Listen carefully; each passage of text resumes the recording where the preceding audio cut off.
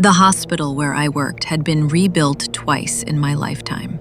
New wings sprouted like limbs from the original structure, hiding the fact that its heart, the East Wing, was nearly a century old.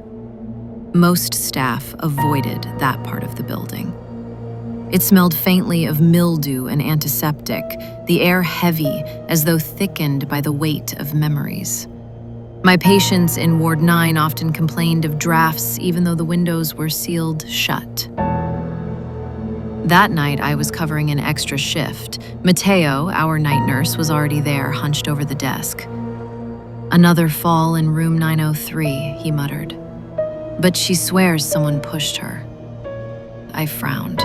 Room 903 had been Mrs. Whitmore's for months. Frail, yes, but never prone to hallucinations. When I entered, she was clutching her blanket, eyes darting to the shadows in the corner. "Mrs. Whitmore, what happened?" I asked. Her voice was paper thin. "It's him again, the tall one. He hates when I speak." Mateo met my gaze from the doorway. No one had told her about the other reports. The first time I saw him, I thought it was a trick of the light. I was checking Mrs. Whitmore's IV when the shadow in the corner swelled, stretching upward until it nearly touched the ceiling. The form leaned forward, its featureless head tilting slightly. Then, in one fluid motion, it slipped toward the door, vanishing as it crossed into the hallway. "Did you see that?" I whispered to Mateo when I stepped outside. He nodded slowly. "Same thing happened to me last week, only it spoke my name." That night, alarms rang from 3 rooms at once. Patients screaming, monitors spiking, every voice shouting about the tall man. It wasn't confined to Mrs. Whitmore anymore. Part of me wanted to call security, but deep down, I knew they couldn't handle whatever this was. By morning, I couldn't shake the image of that figure. I dug through the archives, actual paper records, yellowed and brittle. Ward 9's original blueprints showed it had once been a psychiatric ward. There were incident reports from the 1960s, staff disappearances, patients found dead in their beds, eyes wide, faces frozen in horror. One survivor spoke of a long shadow man who watched from the corners. The last entry before the wing's renovation simply read, "We cannot contain it." The next night, Ward 9 was nearly empty. Only 3 patients remained, and the temperature had dropped sharply. Mateo was at the nurse's station when the lights in room 903 died completely. We rushed in. Mrs. Whitmore was sitting upright, eyes locked on the far wall. "He's here," she breathed. The shadow emerged, unfolding from the wall itself, its limbs bending at unnatural angles. It moved toward Mateo first, its long fingers stretching out as if to grasp his face. I stepped between them, my voice trembling. "You're not taking anyone else." The thing stopped. For a moment, the air vibrated, like the building itself was holding its breath. Then in a single blink, it was gone. Mrs. Whitmore slumped back, unconscious. Mrs. Whitmore never woke again. The official cause of death was cardiac arrest, but I knew better. Mateo transferred to another wing the next morning. I stayed, maybe because I needed answers, or maybe because I was already marked. Ward 9 was closed 2 weeks later. But even now, when I pass the East Corridor, I feel the draft against my neck. Sometimes I see a faint shape in the reflection of the glass, tall, patient, waiting.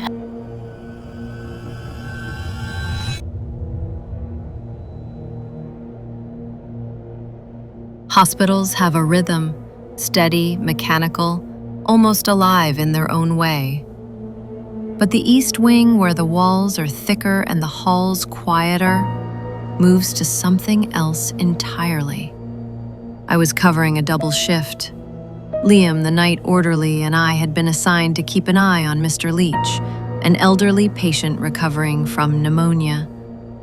The corridor felt colder than the rest of the hospital, though the thermostat read the same. As I updated his chart, I noticed him staring past me at the glass in the hallway door. "Do you see her?" he whispered, his voice shaking. "Who?" I asked. "The nurse in the black veil. She's been standing there for hours."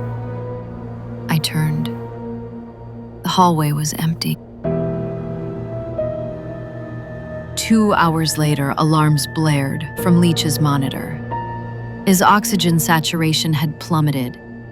I rushed in only to find Liam frozen at the foot of the bed, staring at the window.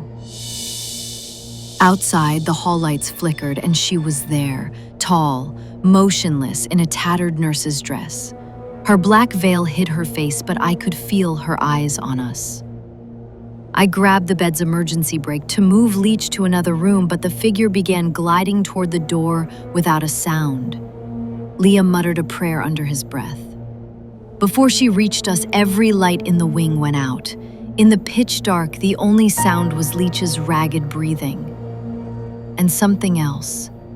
The slow scrape of shoes across the floor. After Leach was stabilized, I went looking for answers. The hospital had been built over the old St. Agatha's infirmary, demolished in 1912 after a mysterious fire. Only the basement archive remained untouched. The records were brittle, smelling faintly of smoke. One article from 1908 described a plague nurse named Margaret Vale, who was accused of mercy killings. She vanished before trial, last seen wearing her mourning veil. The final note in the file was a hospital log entry. "Margaret continues her rounds. We cannot dismiss her." The date was 5 years after her supposed death. Liam found me in the basement. "She's here," he said, out of breath. "She's not just in the East Wing anymore." We took the old service tunnel to avoid the main corridors. The air grew thick and warm, smelling faintly of burnt cloth. Ahead, a figure blocked the path. Margaret Vale stood perfectly still, the veil rippling slightly as if in a breeze. When she lifted her head, I saw pale lips moving behind the lace. I couldn't hear the words, but Liam could. He stepped forward as if in a trance. I grabbed his arm, snapping him back. She lunged, moving far faster than human, her fingers reaching for his throat. I swung my flashlight beam into her face.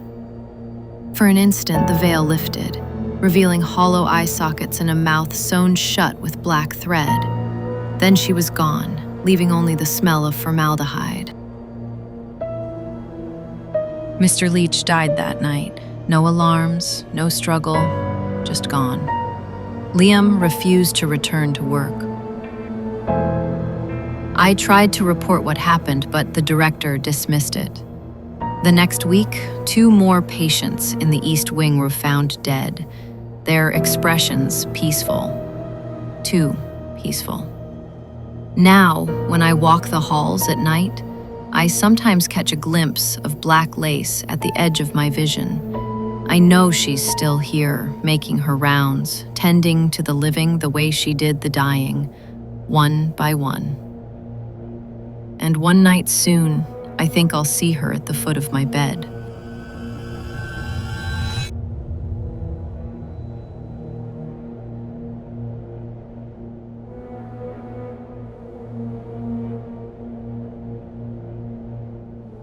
St. Mercy's Medical Center had the smell of antiseptic and fresh paint, but beneath it lingered something older, like damp stone after a storm.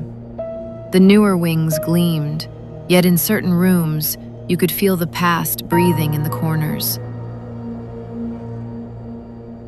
I was on overnight rounds when I stepped into room 412. Ruth Bears was sitting upright in bed, her eyes fixed on the corner by the window. "Can't sleep?" I asked. Her voice was a fragile thread. She keeps asking me, over and over. She says she's trapped down there. Trapped where? Ruth's eyes shifted to the floor. Beneath. Later that night, I found David Chen at the nurse's station, pale and restless. He'd just checked room 417. She spoke to me, he whispered. Not Ruth, her. He described a woman in a 1940s nurse uniform, wrists wrapped in bloody bandages, standing at the foot of the bed. She looked right at him and said, "Please, take me back." "Back where?" I asked. David shook his head. She vanished before I could ask. These weren't isolated hallucinations. Patients from different rooms, staff who didn't know each other, all hearing the same woman. I dug into the hospital's history. Before St. Mercy's, the site had housed Easton War Infirmary, a military hospital for returning soldiers in the 1940s. One incident kept repeating in the archives. Nurse Evelyn Price. She had been accused of assisting terminal patients with mercy deaths, but claimed she was following orders. She disappeared before her trial. The old infirmary's morgue was still somewhere beneath the building. Most thought it was sealed off decades ago, but in the oldest maintenance maps, there it was, connected to our basement. David agreed to come with me after hours. We found the service hallway that led to the sealed door. It took both of us to shove it open, the smell of damp and rot spilling out. Rows of rusted gurneys lined the narrow space. The temperature dropped sharply. In the center of the room, she stood, Nurse Evelyn Price, her uniform torn, bandages still bleeding faintly as though fresh. "Help me," she said, voice breaking. "They left me here."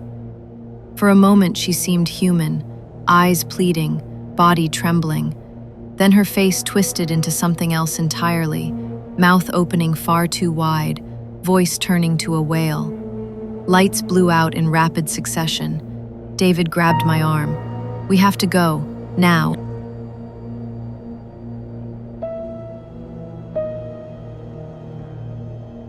We sealed the door, but her voice carried through the vents for nights afterward. "Please, help me." Always the same words, always in the same trembling tone. David quit 2 weeks later. Ruth Baines passed quietly in her sleep. The death certificate said natural causes, but I couldn't shake the feeling she'd been released. Now, when I pass the East Corridor, I sometimes feel a brush of cold air along my arm, and I hear her, closer each time, asking for help I don't know how to give.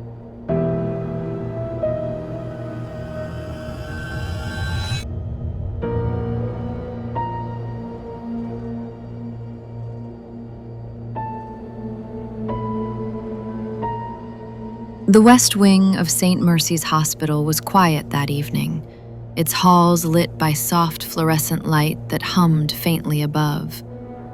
Clara Riaz, a night shift nurse in her late 20s, moved down the corridor with her chart cart. She was used to the stillness after midnight, but tonight, something about the silence felt deliberate. She'd been assigned to the older section of the hospital, the original structure from the 1940s, renovated but still carrying a faint smell of old plaster and disinfectant. The air here was colder, the shadows sharper. As she passed room 312, she caught movement from the corner of her eye. A pale young woman sat on the bed, her hair damp and black, wearing an old-fashioned hospital gown. Clara froze. The patient wasn't on her list. "Are you lost, sweetheart?" Clara asked gently. The girl looked up, her dark eyes glistening. "I'm Anna," she said softly. "I don't think anyone knows I'm here." Later, during her break, Clara sat in the staff lounge sipping coffee. She mentioned to the old janitor, Mr. Calder, about the girl in 312. His weathered hands froze on his thermos. "There's no one in 312, he said firmly. "That room hasn't been used in years." When Clara pressed, he sighed. "You've seen her then? Anna died here, decades ago. Therapy pool accident. She didn't go easy." He leaned in, voice barely above a whisper. "People say she was lonely, wanted attention, got jealous if anyone ignored her. Some nights, she asks for help, but help isn't what she's after." Clara felt the warmth drain from her coffee cup. When Clara returned to the wing, Anna was waiting in the hallway. "I'm glad you came back," Anna said, her voice trembling. "Will you help me? I can't leave, not until I see where it happened." Clara hesitated. She'd been trained to comfort patients, but this wasn't training. This was instinct telling her to walk away. Still, Anna's pleading eyes pulled at her. As they walked, Anna spoke in fragments about her last day. She claimed she'd slipped and fallen into the therapy pool during a late session. "No one heard me," she whispered. But Clara noticed how Anna's words faltered when she mentioned another patient. The door groaned open, revealing the old therapy pool room. The tiles were yellowed, and the water was black and still. The air was heavy, smelling faintly of chlorine and something metallic. "This is it," Anna whispered. "I just want to touch the water, one last time." As she stepped closer, her reflection shimmered unnaturally. Clara saw another face there, twisted, cold, with eyes full of hunger. Anna's voice dropped. "You can keep me here. You can make sure I never fade. Just say yes." Clara backed away, her pulse hammering. "You're not what you seem." Anna turned suddenly, her voice sharp. "You'll stay. You'll remember me. That's all I want." Her form flickered between her frail appearance and something skeletal, water streaming from her hair. Clara remembered Mr. Calder's warning. Help isn't what she's after. She grabbed a lifeguard hook from the wall and slammed it into the pool's drain cover, forcing the water to churn. Anna shrieked, the sound rattling the tiles. Her voice carried more than anger. It carried desperation. "Don't make me go back there." Clara didn't stop until the water drained halfway, pulling Anna's form into the swirling depths. The pool was nearly empty, the smell of chlorine overpowering. Clara sank against the wall, chest heaving. Mr. Calder appeared at the door, eyes narrowing. "You saw her true face then?" Clara nodded. She didn't want to leave. She wanted to stay. The janitor's voice dropped. "Some spirits, the kind that take instead of give, they never really go. You just make it harder for them to find their way back." Clara walked out of the West Wing, but she didn't look back. She didn't have to. She could still feel Anna watching from the dark.